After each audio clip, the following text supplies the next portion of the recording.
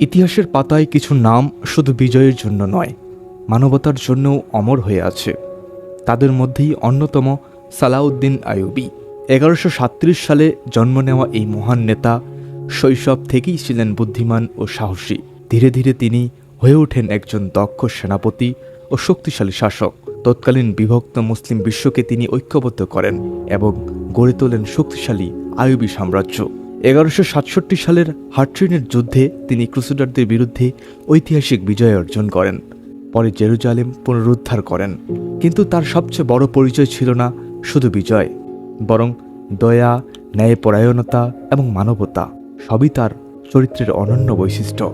তিনি শত্রুর প্রতিও দেখিয়েছিলেন ক্ষমা আর শাসনে ছিলেন অত্যন্ত ন্যায়পরায়ণ। মৃত্যুর সময়ও তিনি রেখে যাননি সম্পদের পাহাড়, বরং রেখে গেছেন এক অমর আদর্শ।